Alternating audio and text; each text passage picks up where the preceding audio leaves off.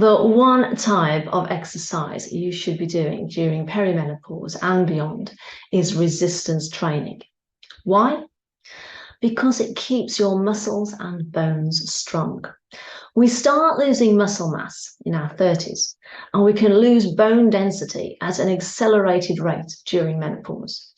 A decline in muscle and bone strength can lead to fragility in later years, just because we've stopped challenging our body to move well and move strong. So what is resistance training? It's when you use hand weights, resistance bands, or your own body weight to make the muscles work harder, which then has a positive impact on your bones as well. It keeps them strong and healthy. Pilates is a great way to challenge your body, but it's particularly useful for women who haven't exercised for some time, or maybe have never really exercised at all. It's an easy, simple way to introduce movements in a way that suits you.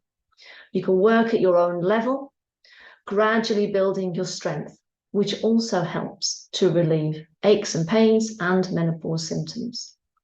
But it's important to include a variety of exercise if you can. Walking, playing a sport like tennis will help to challenge your body even more.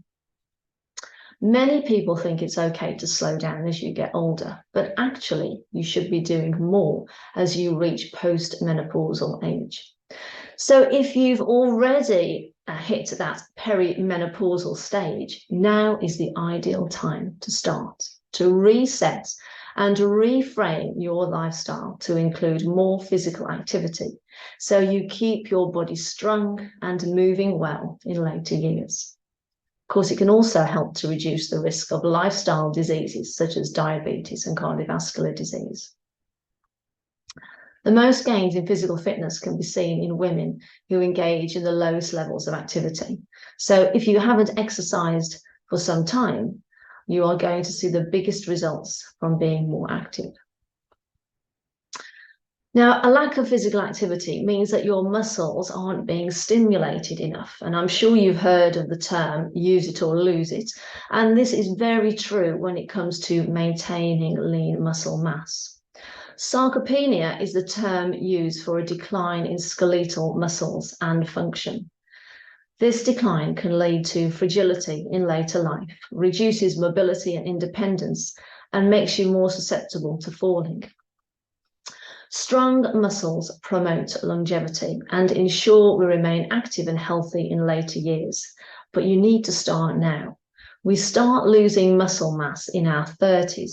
So by the time you reach that menopause age, you've already have less lean muscle tissue than you did in your 20s.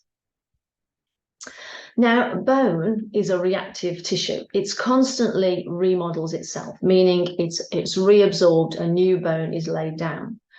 Your skeleton is replaced every 10 years, with peak bone mass seen in your late 20s. Estrogen is a major player in bone formation, so it's not surprising that bone density can decline as our estrogen levels decline during menopause. Many women don't know they have osteoporosis until they fall and break a bone. It's known as the silent disease.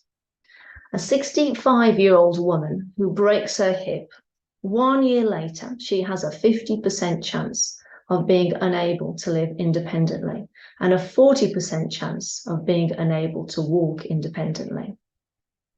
There is a cultural acceptance of osteoporosis.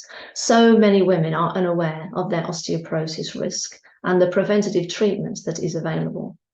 Regular exercise, including resistance exercises, is the best preventative measure you can take. Anxiety, depression, and brain fog are high in menopausal women, and exercise is an effective medicine.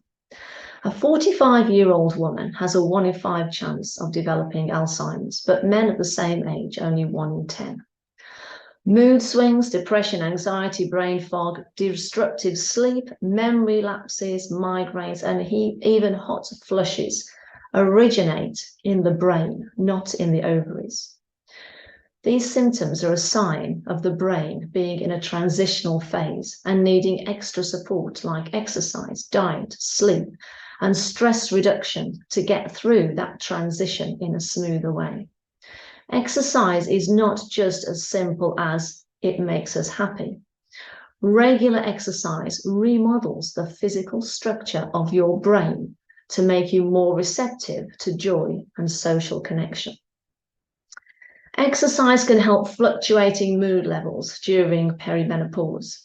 Exercise can get you hooked as much as the most habit-forming substances. Studies have shown the similarity between exercise and addiction, helping us to understand how physical activity changes the brain and explains why physical activity becomes more rewarding the more we do it. Exercise over time will teach the brain to like it, want it, and need it. We can learn slowly to enjoy it.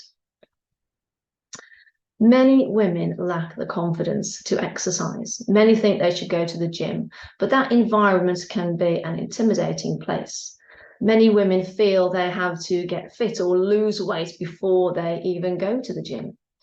I speak to lots of women who fear injuring themselves. Some think that the soreness that you sometimes feel after an exercise session is a bad thing. Hurt doesn't mean harm. It's just your body's way of thanking you for moving. Next time, you may not feel anything afterwards.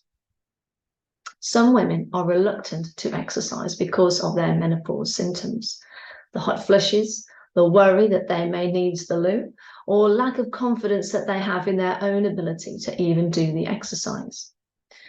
This is one of the reasons I set up the Total Pilates Strong and Supple membership.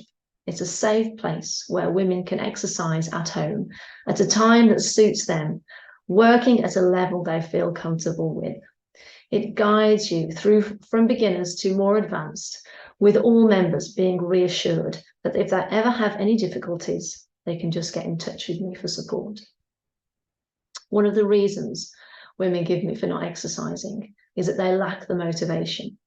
Getting started is the hard part, but once you start, the confidence you build in your own ability, feeling better in the way you move on a day-to-day basis, and the positive outlook on life that regular activity can bring is often more than enough motivation to keep women coming back for more.